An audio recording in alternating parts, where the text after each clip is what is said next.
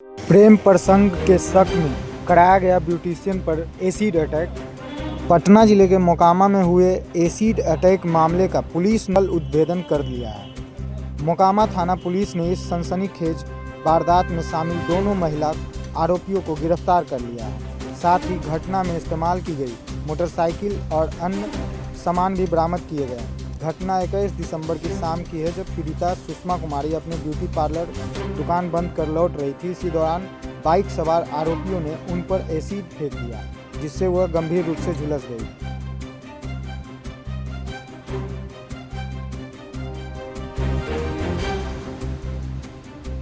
किस मामले में सर प्रेस को?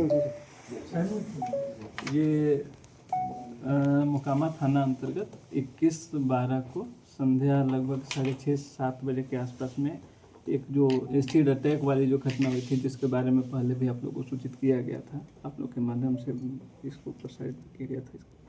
उसी में हम लोगों ने इस कांड का उद्भेदन किया हुआ है। इसमें जो भी संदिग्ध थे उस पर हम लोग कार्य कर रहे थे लगातार, और उसमें हमारी कांड का उद्भेदन किया गया है, जिसमें जो पीड़िता हैं उनके द्वारा फर्द बयान के आधार पे प्राथमिकी दर्ज की गई थी। प्राथमिकी मोकामा थाना अंतर्गत 476-25 है, और उसमें अनुसंधान के क्रम में हमें बहुत सारे बिंदुओं पे अनुसंधान करने के पश्चात हमारे समक्ष ये सुमन देवी, जो उनके साथ जो 3 महिलाएं थी जो कि साथ में जा रही थी, उसमें एक सुमन देवी हैं और नीतू देवी हैं।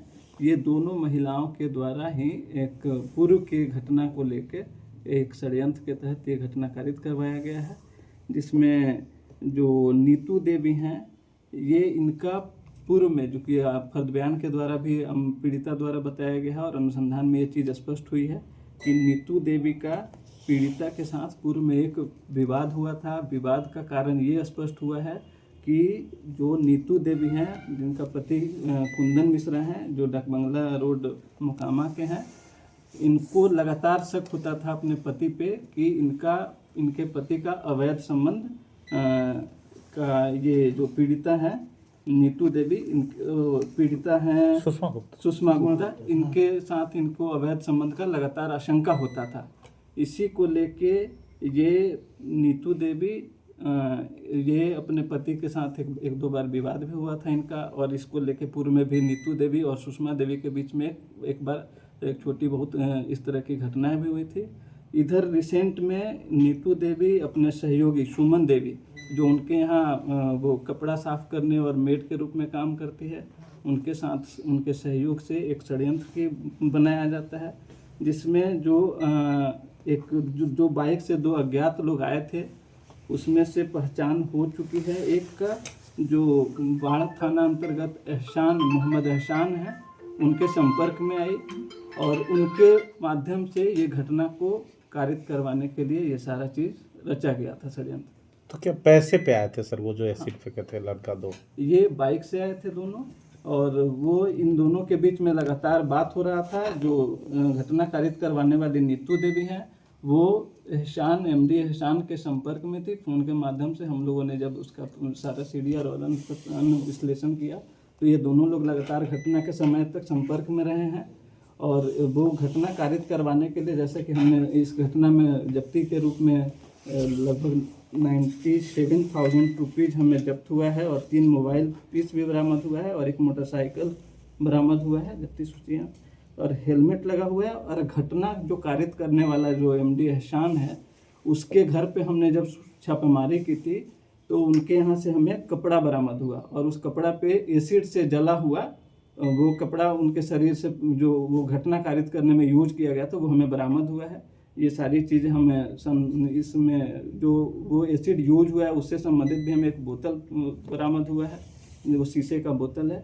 ये सारी चीज़ें हमने सीजर बना ली है, इसको विधिवत जब्त करके हमने एफएसएल के लिए भेजने के लिए इसमें हमने कुछ घटना का मूल कारण क्या है सर? मूल कारण ये आशंका है अवैध संबंध का। नीतू देवी का अपने पति के ऊपर इनको आशंका होता था। ये नीतू देवी के उनके पास से बरामद हुआ। इसमें उनके द्वारा स्वयं स्वीकारोक्ति में स्वीकार भी किया गया है कि ये पैसा उसी को जो घटना कारित करने में जिस लड़के को यूज किया गया उसी को देने के लिए पैसा रखे हुए। कितना में तय किया गया था सर?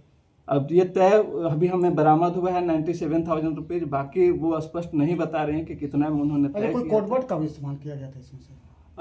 इसमें एक हमें अनुसंधान में पता चला कि वो जो लड़का है वो आके इनसे, जैसे ये घटना हुआ है ये माल गोदाम रोड में, जो अपना जो मोकामा थाना के बगल में माल गोदाम रोड है, उसी में ये चाट खाने के बहाने ये महिलाएं वो जो पीड़िता है उसको उस रास्ते से लेके आती हैं कि इधर से चलते हैं चाट खाएंगे, और उधर से उसके अपोजिट साइड से स्टेशन के तरफ से ये दोनों अज्ञात अपराधी आते हैं और इनसे पूछते हैं, पता पूछते हैं कि बेगूसराय किधर है, और ये दोनों महिलाएं इशारा करती हैं पीड़िता के तरफ, और फिर इस इशारा को वो समझते हुए इनके ऊपर एसिड हमला किया जाता है। तो पहले से महिला दोनों में जान पहचान थी?